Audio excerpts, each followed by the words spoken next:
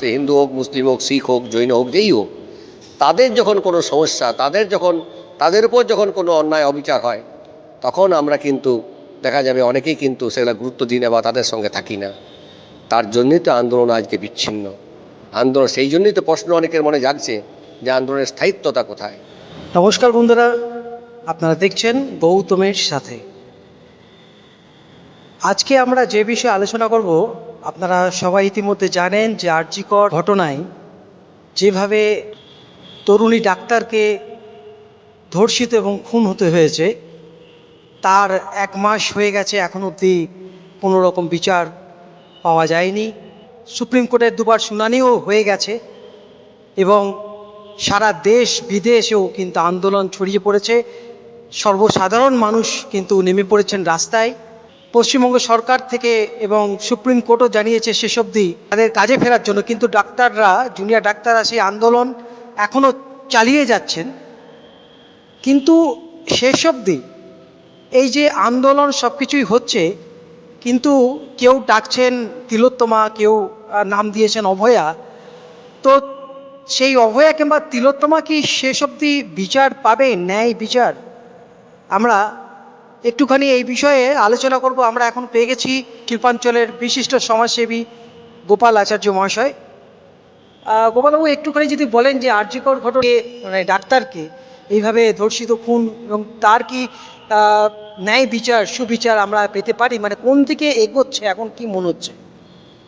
দেখুন, যে ঘটনা ঘটেছে সে ঘটনার নিন্দার ভাষা নেই আমাদের কাছে।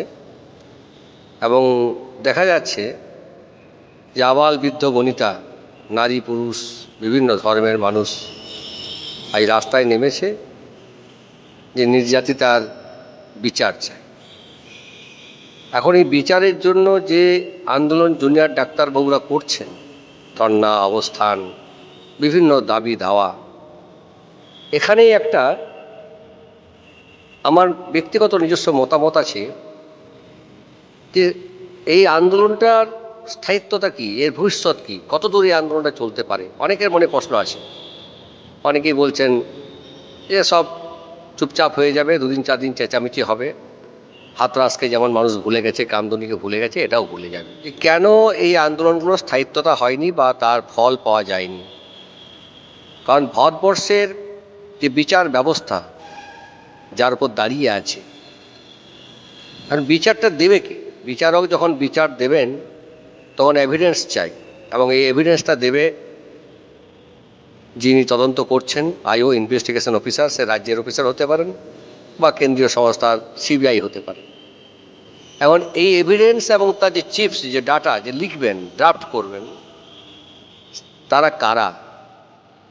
আমরা আজকে পশ্চিমবঙ্গ নিয়ে আলোচনা করছি, উত্তরপ্রদেশে হয়েছে, মণিপুরে হচ্ছে, বিভিন্ন রাজ্যে ঘটছে।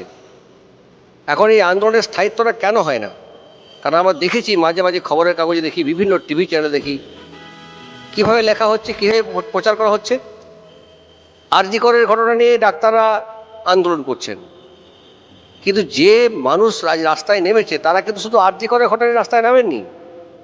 মানুষের কাছে আশা আছে একটা বিপ্লব, একটা রেনেসাঁস। কিন্তু রেনেসাঁসটা দেওয়ার জন্য একটা বিচ্ছিন্ন ঘটনা নয়, আর.জি. কর নয়, কামদুনি নয়, হাতরাস নয়, সমাজ ব্যবস্থার পরিবর্তন দরকার। অনেকে বলছেন, অনেক ডাক্তাররা বলেছেন, দেখেছি অনেকে টিভিতে বিভিন্ন চ্যানেলে বক্তব্য রাখছে তারা। তো পরিবর্তনটা দেবে কে? আমরা যখন ভারতবর্ষে যে গণতান্ত্রিক ব্যবস্থায় আমরা নির্বাচনের মাধ্যমে যাকে জনপ্রতিনিধি রূপে সংসদে পাঠাচ্ছি, আইনসভায় পাঠাচ্ছি, যারা আইন প্রণয়ন করছেন, আমরা কি কখনো নির্বাচনে ভোট দেওয়ার সময় জানি যে সেই ব্যক্তি আমার জনপ্রতিনিধি রূপে যাচ্ছেন, তিনি আমার বক্তব্য, আমার ভাবনা, আমাদের দেশের চিন্তা তিনি সেখানে তুলবেন? ঘটনা সেখানেই। আদিবাসীর মেয়েদের উপর অত্যাচার, আদিবাসীরা লড়াই করছে। বাউরি সমাজের উপর অত্যাচার, বাউরি সমাজ লড়াই করছে। এবং এক একজনের দাবি দাওয়া পূরণ হলে তারা সরে যাচ্ছে। আমি গতকাল দেখছিলাম টিভিতে বলছিলেন আর.জি. করের ডাক্তারবাবুরা যে আমাদের 5 দফা দাবি আছে, আমাদের দাবি মানা হলে আমরা আন্দোলন প্রত্যাহার করবো এবং কর্মসূচি গ্রহণ করব। তাহলে সাধারণ মানুষ যে রাস্তায় নামলো, 5 দফা দাবিতেই কিন্তু নির্যাতিতা বিচার হয়ে যাবে না। ডাক্তারবাবুদের কথা মতো যদি সিপি বিনীত গোয়েল সুপারকে পদত্যাগ করতে হয় বা ডেপুটি সুপার বারকে পদত্যাগ করলেন, তাহলে কি সমাজ ব্যবস্থা পাল্টে যাবে? আমরা দেখেছি যখন বিভিন্ন দল, বিভিন্ন রাজনৈতিক দল ক্ষমতায় আসে, তখন সে নিজেকে নির্ভুল বলে প্রমাণ করে এবং বাকিরা যারা বলছে তারা ঠিক বলছে না, এটা একটা প্রচার হচ্ছে। একদিকে জনতা বলছে না ঠিক হচ্ছে না, কিছু জনতা বলছে যা হয়েছে এটা নিন্দনীয়। কিন্তু সমাজ ব্যবস্থার পরিবর্তন করতে হলে, আন্দোলনকে স্থায়িত্ব দিতে গেলে, তার ফল পেতে গেলে আমাদের রাজ্যে যিনি প্রশাসক রয়েছেন, প্রশাসনের ক্ষমতার শীর্ষে মাননীয় মমতা বন্দ্যোপাধ্যায় মুখ্যমন্ত্রী রয়েছেন, আমার মনে হয় এই যে এত মানুষ রাস্তায় নেমেছে, এই প্রত্যেকটা মানুষের ভাবনাকে নিয়ে অন্তত সামগ্রিকভাবে একটা ছাতার তলায় এসে তার সঙ্গে আলোচনা করা দরকার। আমরা জানি মাননীয় মুখ্যমন্ত্রী মমতা বন্দ্যোপাধ্যায়ের পাশাপাশি অভিষেক বন্দ্যোপাধ্যায় যুব নেতা, সেও তার দলকে পরিচালনা করছে, সে একজন সাংসদ, তিনি লোকসভায় তার এই প্রতিবেদন রেখেছেন। সমস্ত মানুষের ভাবাবেগকে সম্মান দিয়ে এবং তাদেরকেও সম্মান দিয়ে আমার মনে হয় চিকিৎসক, বুদ্ধিজীবী যারা যেখানে আছেন, যেমনভাবে আন্দোলন করছেন, আসুন সরকারকে আমরা ভাবাই। এটা আমাদের ভাবনা, এটা আমাদের চিন্তা। আমাদের চিন্তাকে যদি সরকার বাস্তবায়িত দেয়, আমাদের চিন্তাকে যদি সরকার তার মূল্যায়ন করে, তাহলে মনে হয় আন্দোলনের সফলতা পাওয়া যেতে পারে। এই চিন্তাভাবনা নিয়ে অন্তত আমরা বেঁচে আছি, আমরা আশায় আছি যে আমরা অভয়ার যে বিচার যে চাইছি, এই বিচার আমার এই রাজ্যের থেকেই পাওয়া যাবে।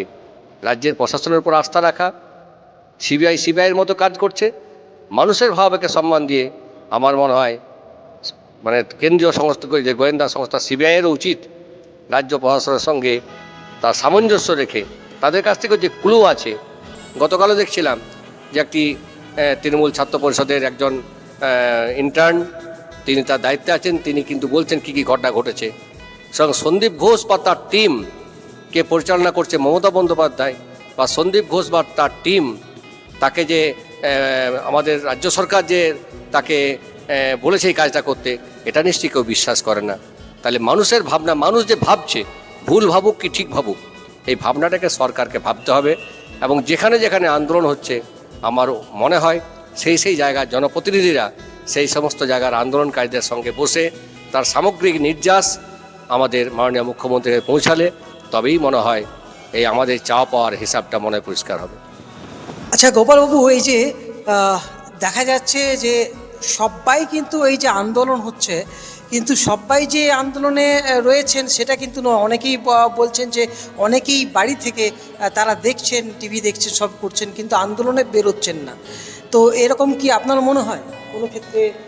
দেখুন, এই ঘটনার আপনার এই প্রশ্ন খুব সুন্দর প্রশ্ন, এবং বহুকাল আগে এরকম একটি প্রশ্ন হয়েছিল। আপনারা জানবেন পরাধীন ভারতবর্ষে আমাদের বাংলার বুকে বঙ্গভঙ্গকে কেন্দ্র করে যে স্বদেশী আন্দোলন হয়েছিল, এখন সেই স্বদেশী আন্দোলনে নাকি সংখ্যালঘু সম্প্রদায়, বিশেষ করে মুসলিমরা, যারা তৎকালীন অবিভক্ত ভারতবর্ষে মুসলিমদের একটা অনেকটা সংখ্যাই ছিলেন, তারা নাকি এই আন্দোলনে স্বতঃস্ফূর্তভাবে এগিয়ে আসেননি। কোনো সেই সময় জাতীয় কংগ্রেসের নেতাই প্রশ্নটা তুলেছিল। তো সেই সময় আমাদের বিশ্বকবি রবীন্দ্রনাথ ঠাকুর তিনি এক উপন্যাসে কথাটি বলেছেন যে আমরা যখন কোনো আন্দোলন করি তখন আমরা ভাবি যে আমাদের আন্দোলনে অন্যরা কেন আসছে না।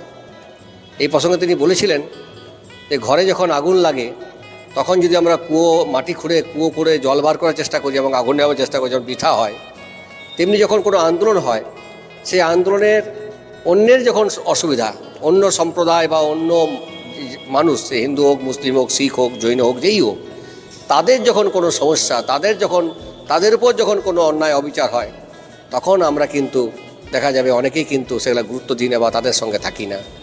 তার জন্যই তো আন্দোলন আজকে বিচ্ছিন্ন। আন্দোলন সেই জন্যই তো প্রশ্ন অনেকের মনে জাগছে যে আন্দোলনের স্থায়িত্বতা কোথায়। যে কথাটা আমরা প্রথমে বলতে চাইছিলাম যে আদিবাসী বাউরি সমাজ বা ময়রা সমাজ বা মুসলিম বা হিন্দু এসব ঘটনা নয়, সমস্ত সম্প্রদায়ের প্রতি আমাদের আন্তরিকতা থাকে। একটা মানুষ খুন, ধর্ষণ, অত্যাচার, যে কোনো অত্যাচারের বিরুদ্ধে যদি মানুষ আওয়াজ ওঠাবার চেষ্টা করে এবং সব শ্রেণীর মানুষের প্রতি যে আমাদের সমবেদনা থাকে, তাহলে সবাইকার আন্দোলনে যোগদান করে। কিন্তু তা হয়নি বলেই আমাদের বাংলার বুকে, ভারতবর্ষের বুকে যখনই কোনো বিষয়কে কেন্দ্র করে একটু আলোড়ন সৃষ্টি হয়েছে বা একটা আন্দোলন হচ্ছে, এই বিপ্লব আসছে আমরা ভাবছি, এবং তার স্থায়িত্বটা যখন হচ্ছে না তখন মানুষ নিরাশা হচ্ছে। কিন্তু আমরা ভাবি না একবারও এই নিরাশা কিন্তু মূলে আমরাই আছি, কারণ আমরা আমাদের তাগিদে অন্যকে আসতে আহ্বান করছি। অন্যের যখন প্রয়োজন তখন আমরা কিন্তু পিছিয়ে থাকছি। এটাই এখানে বাস্তবতা। বন্ধুরা, এতক্ষণ আপনারা শুনলেন বিশিষ্ট সমাজসেবী গোপাল আচার্যর বক্তব্য আরজিকর ঘটনাকে কেন্দ্র করে, এবং আমরা এইভাবেই কিন্তু আগামী দিনেও দেশের বিভিন্ন বিষয় নিয়ে আপনাদের সামনে এরকম প্রতিবেদন তুলে ধরব, এবং আগামী দিনেও কিন্তু থাকবেন আমাদের সাথে বিশিষ্ট সমাজসেবী গোপাল আচার্য মহাশয়। আপনারা কি ভাবছেন, আপনাদের কি মনে হচ্ছে, অতি অবশ্যই কমেন্ট করে জানাবেন। আর এই ভিডিও যদি আপনাদের ভালো লেগে থাকে প্রচুর পরিমাণে ভিডিওটি শেয়ার করুন, দেখতে থাকুন গৌতমের সাথে। এবং আমরা আবার বলছি যে আন্দোলন জারি থাক, এবং আমাদের অভয়া কিংবা কারোর কাছে তিলোত্তমা সে বিচার পাক। ধন্যবাদ।